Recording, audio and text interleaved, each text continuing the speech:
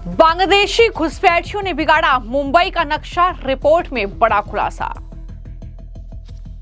इस रिपोर्ट में खुलासा, मुंबई में 2051 तक 30% हो जाएगी मुस्लिम आबादी।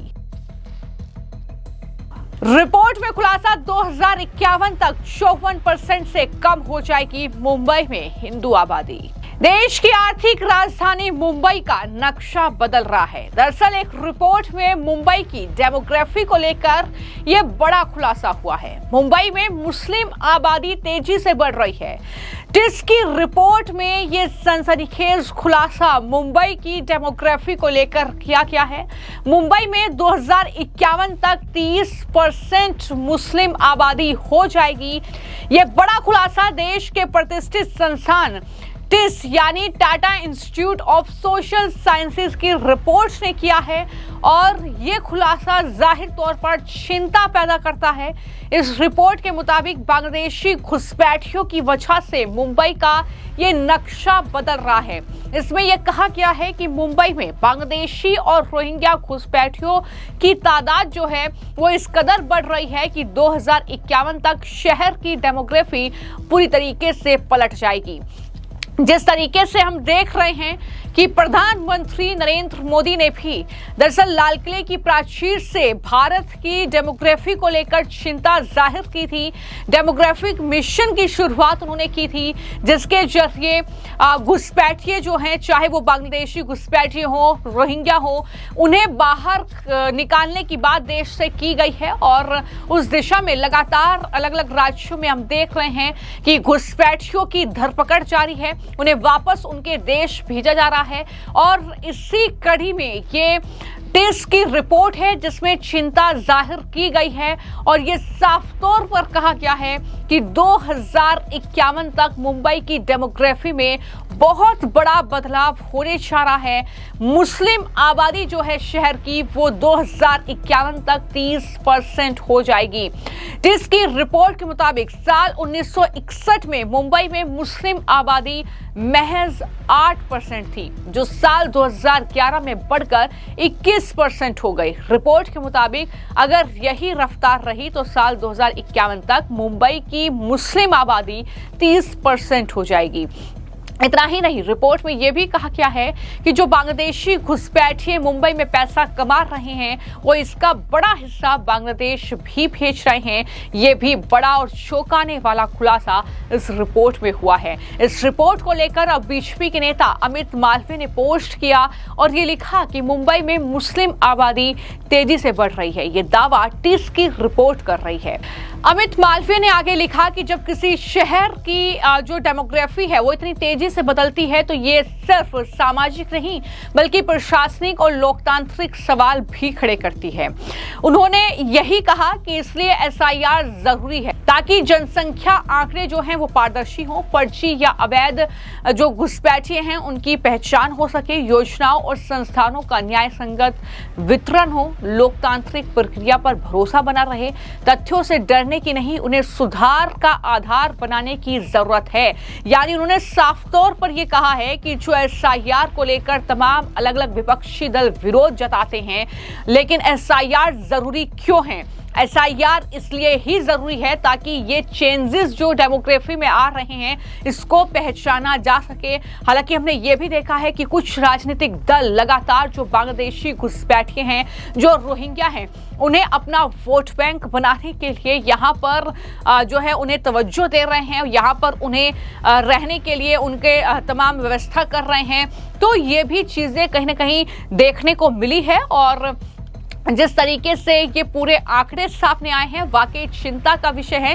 लेकिन इससे पहले नवंबर 2024 में आई टिस की अंतरिम स्टडी रिपोर्ट में यह भी कहा गया था कि मुंबई में बांग्लादेशी और रोहिंग्या समुदाय की बढ़ती संख्या शहर की सामाजिक अर्थव्यवस्था को प्रभावित कर रही है। इसमें यह भी कहा गया था कि मुंबई में बांग्लादेश और म्यांमार से अवैध प्रवासी, जिसमें ज्यादातर मुस्लिम हैं, उनकी संख्या बढ़ रही है। कुछ राजनीतिक दल वोट बैंक की राजनीति राजनीति के लिए उनका इस्तेमाल कर रहे हैं। रिपोर्ट के मुताबिक 2051 तक हिंदू आबादी 54% से भी कम हो जाएगी और मुस्लिम आबादी में लगभग 30% की बढ़ोतरी होगी। तो ये दावा जो है इस रिपोर्ट में किया गया है।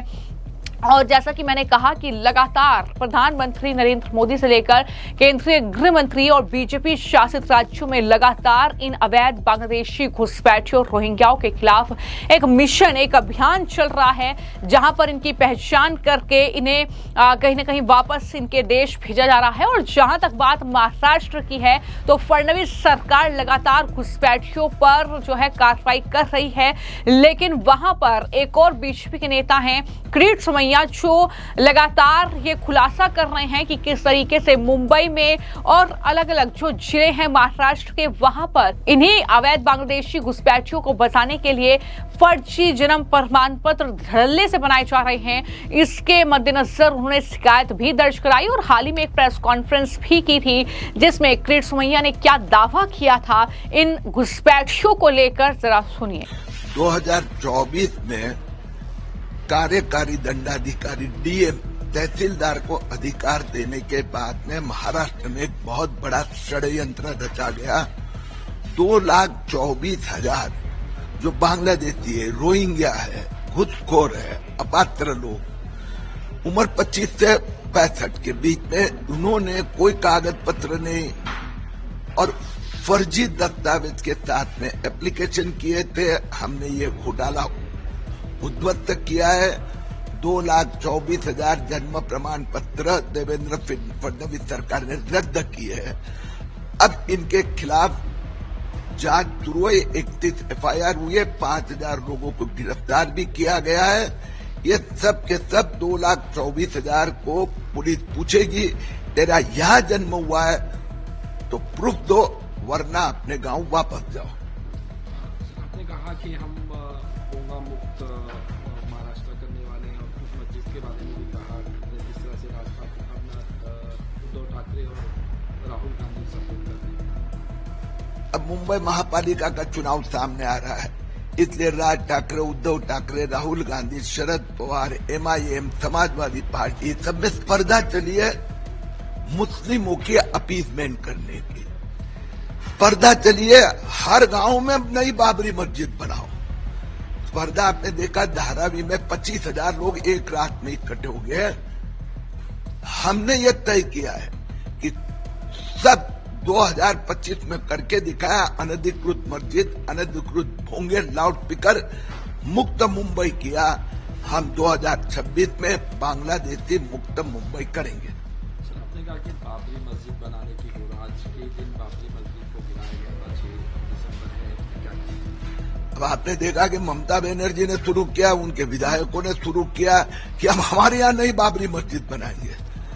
अभी धारावी में वही इस प्रकार के अनधिकृत मस्जिद बनी तो कांग्रेस, उद्धव ठाकरे सब मैदान में उतरे, हम अनधिकृत मस्जिद बनाएंगे। यानी अभी बाबरी मस्जिद बनाने की स्पर्धा मुंबई महापालिका चुनाव को सामने रखकर या आने वाले चुनाव को देखकर हर जगह बाबरी मस्जिद, हर जगह बाबरी मस्जिद कैसी बन सकती है, लेकिन वो बनाने की स्पर्धा चली है।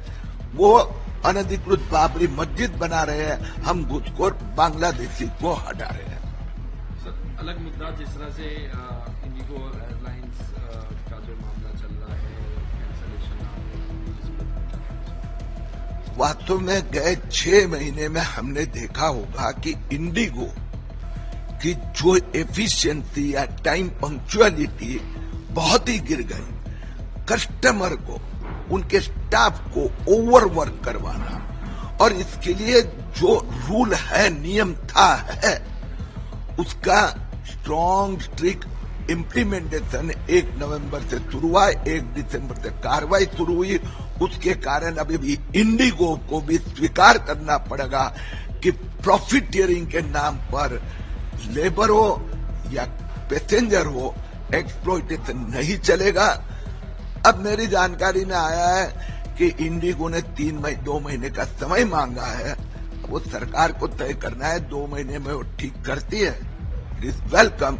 एक्सप्लॉइटेशन, मोनोपोलिस्टिक एक्सप्लॉइटेशन नहीं चलेगा। तो कुछ इस तरीके के हालात देश भर में बन रहे हैं और ये बेहद चिंताजनक आंकड़े हैं, क्योंकि ये जो घुसपैठे यहाँ की डेमोग्राफी को बदल रहे हैं, ये ना सिर्फ डेमोग्राफी बदल रहे हैं लेकिन हिंदुस्तान को भी बदलने की कोशिश की जा रही है। सुरक्षा के लिए एक बड़ा खतरा बन रहे हैं और जिस तरीके से अलग अलग कामों में ये लगे हुए हैं, आतंकी गतिविधियों में संलिप्त हैं, तो कहीं ना कहीं ये एक बड़ा खतरा हिंदुस्तान के लिए है। यही वजह है कि घुसपैठियों के खिलाफ एक बड़ा अभियान देश में चल रहा है।